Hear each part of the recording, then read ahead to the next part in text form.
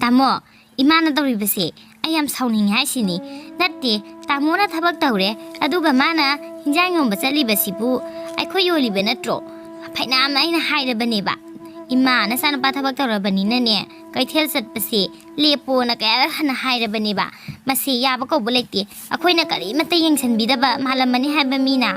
masige hanubise aina ngango sakka se karimta heglawdi haiba aidine nomo nomo gi sauning base sum henjale haisini ko aina budi phana hairabani imada adubu imase hanadai kaithen sum chalakpanina yumna sum naisanduna leibase ainada tawrini hone adubu ba akhoi na haibase kitangsu tabibe yai haibanida mahakse hansu phana moirabani basum ta hekta de haiba farsu padasu masana pasi tapak tawribani masana pasi gi maisu khajikta su yengudana haujik su ne kaithe satugi ta hobani yengingdabana aidine mise naraba nusidabana farise nangsu sawrono ahannaga ahan usilakpasida ngangnaba wa tawrini aine amukana matung chatanabane amuta hairukige nangne sawrone yare ima nangse kaithen chalono haibase asu yamna yadribse karino nasa namugisu mai kitadi yong kedorge ima nasa se pharsu patrasu police officer macha amadi oiribani mina ukhraga ima sibu macha mamongnaga yengjadaba mi malodro ima aina haibasi ma amuti yaw kedorge ibungo ima su khangine imana sum sakibadudane hek lepado nuaiten tawbani isa singi ma yengdabana tini iman hek lep thokpado nuaitadana tawbani phare isa singna nuaitrabani ne ima lepage adubuni ima se yumda sumna sambadusu nuaitaba aduna ni kaithenje khagak chalaga pothapam oijari bani do ima gidi isa singna nuaitrabani ne ima toklage phari ima nasigidi ima gi posingse yonthouro aduga matungdi ima amona chapiro no nasana asuk nungaini imabu yumsida awatpa malitena thamnaga kariginu imana kachira suyam chaningi sibo matungda di chapiro no ima phare ngasigi ne pose loksalurabani ne ima posi on tholurage isana yadrabani na ima hayengdagi di chalaroge thambal aye musalukige ima dusune ngasigi di posai singa do loksalurabani na yonthurage haiduna chatkibani hayengai di ima chalaroi ga haibani ado ima halaklani nang shuiru jamai thaja tawraga ima halakpa nangnaba sai sing thongdo ko ho tamogi safam dokpado adom chatpiro nanaing ne nangna baloin tawjarage imung asda ne sai sing thongnaba aigi mating pangnaba se kana bu heglaitabani imung asida yare nangi shaudo amuk horaklanu tabak chatho amda istene daw thunga yado mande aye musalukige faja leminaramuko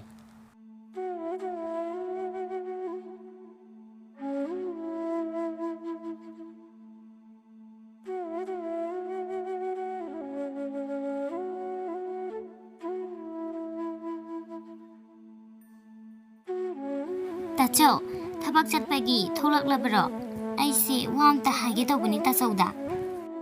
hoi tachau thapuja kyaiduna tholai bani ado nangbu kai haninge tachauda Tachau gi selga lairabadi lisingani khakta loba yagadrana hangena tawbani tachau aigi sel khag lainaki bado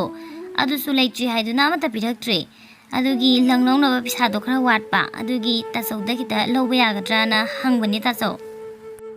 isen tombi tachau dadi sian namna yaudre nanam madagine lauro nanam madale hobani adudi tachau thengre amuchalage ko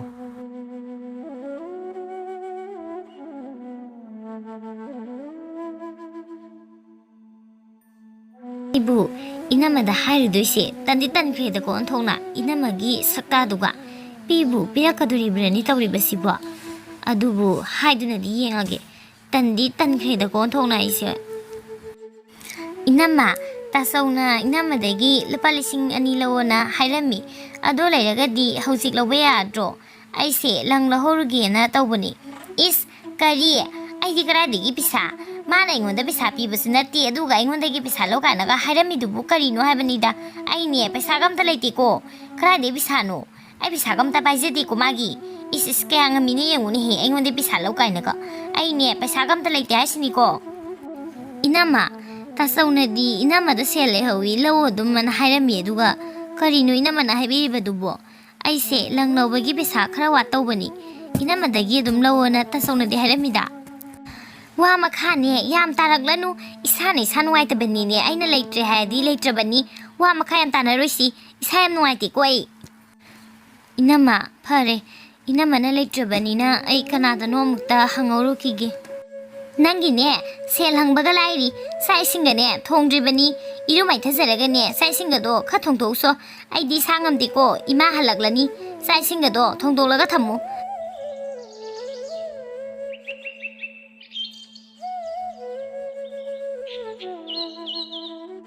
Sentombi nangsu imongi thabai khanga se khara yausan bayai sak thongba phangi ai da sungai dana lei matam punamak tane ai da sumlok tana dana lei ko nang imongi thabai khanga se khara yausalak paya bani Inama aisu inamagi angama mateng di adum pangi duni inama na mateng pangda badawna ngangbado nasal nungai jadi inama aisu hantak marak phi se loisan da baya da bagi phi se sabani lalon bi na phi se loisalo haimun bagi adubu inamagi wangangdo nasal kitang taba nungai jadi is ai sinthaktaga khomba saradana na thibong nai na thae duga nang nai sinthaktekta khomba yabro ha Nang na nong padok teta ai mateng pangsin baduro nang na wow ina tharise adui mateng du be ma pang da suya e khangabo nong padok khak aina haijabas da ne nangi dum ba wangang sangang du dani ne he aina nuksidri base nang inama na wahai khudingi thibong aina panbiri basibu inama na loi thakpira bro khoisibo ta saudo ai ge hek pokmina ba yambani inama laktringai de dine isili nausu yam nuksina na leijarambani Inam hek laki badagi ne inama na ni yumse mathangang ona bayam silli is aina noi na yumsibu mathangang ona ba silli kaina ka masi ngang si yungun he kari wangang sangang no mana ngang ipsibu phai nanggumba pet labora manaka aingonda dumaina ka ngang ba noi ta saula ki sanu ngasi dine whatsapp sabi mangang na thokadabani tamo ai tongana sadra badine yumasi da leiba sungong ngamaro hasini ko ngasai santumbi da ina imongi thabak ase matengi ta pangsan be yae na hairu babu onkhalaga ingonda sagin tawre ine aise magi makhagi angangi type ta mana sai ngona ngangi saklibado lekkai sigi mi punamak loina taramgani aina habadi imungsi thabak to ibani leminarabani na khadi mateng pangsan be yae dana imana ima oikhrabasu aibu makhagi angangi type tane mana yam tawi ai heklak badagi na khoigi imse kaige dorom nikasu hairibani aibu Makhagi angangi type ta mana ngang bangakta ngang baya braba tammo ai ne yam sauni nyai sini Karino ne na koina tongnaramisibu ai hek chathokibuga pangkanda kanarisibu ichan tumbinabu adumnabu haibrane Hairiba na sanupiduna ne siwa phamyamse hairiba aina mu siwa phamsibu tamoda mu phagi tawgidro aidi khangde haisini ko moi mamam saga ne leimina ba sungong ngamaro haisini ngasi degi tonga chadrabadi ne aidi ne sungong ngamaro haisini ko Angang managa nangwanda adumna ngangliba phai ngasidi imaga makhoi ani do whatsapp chabi ngangnage Ima isindobi nakoi sidam ta thololo ngasidi ne whatsapp chabi ngananga damni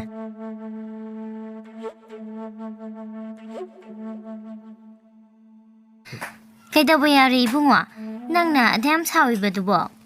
Ima khangna khangchanadaba sagano isan tumina manama sibu makhagi ngangi tapta usithoidana nganguse ima su khangdiba natro Ima su khara ngang cheibi ai aina kaidurdun haiduna angang ne haiduna som jengduna leibani magi se yamna hemalabani ima Tasau aidi inamada karisu ahemba wa haigidi inamana wangang khudingi thibong panbaduda khatang sauningbagi khara khonggiba khaktani karisu ahemba wadi inamada ai haigidi He angang aina kadaida thibong paliba yangam mini nangse angang matik natana yangam salakaduri nakhoi ge leiminda base akhoi di yamna kirin he Inama nasintiba wadi ngangbigano inamana wangang khudingi nathibong thakpa ngamdre na panbiri baduni tasogi mamangdane inama nasintiba wadi ngangbirakano heto ngambiye aina kadaida nathibong ana paliba yangam salakadurin he tamo ubiredana aina pangai dajina banate kaya da hairibane yango khumba aigi sintaktane ekta khomme haiba aidi khangduna leibase ngamde aina suai haide wagasi mana hekta puthoga hairibasi yangone he Karino ne na khoina hainari basinga sibo imadi baba mai ta dadreni he Yari ima sune kanchanadaba tawranu ngasaidigi nasanu pi asina manam magi sinthakta hangkatna khumlibase ima su ngasaidigi taliba natro manam sibu magi makhagi angangi tapta ima ngasi haibunu misasidagi imoiga khoiga tongana sanarasi masi oirabadi khanasina base thoklaroi Ibungo choba nahak magna nasal si lana laura boireko. Nasal asinadi ahing nungtil khangdaba makai sel tanjaduna nang tabu mi mata oirabadi haiduna mahai tamhalakibani. Adubu nang ngasi nasal asida lana lauribase ima khatangdi nungaiti ko ibungo. Phare phare nakhoi tongana charani haibado charo ima karisu hairaroi. Ima isagi dine karisu khaluranu tho tho ba mane marai laksarani nakhoi kitane nungainaba he khanjaro.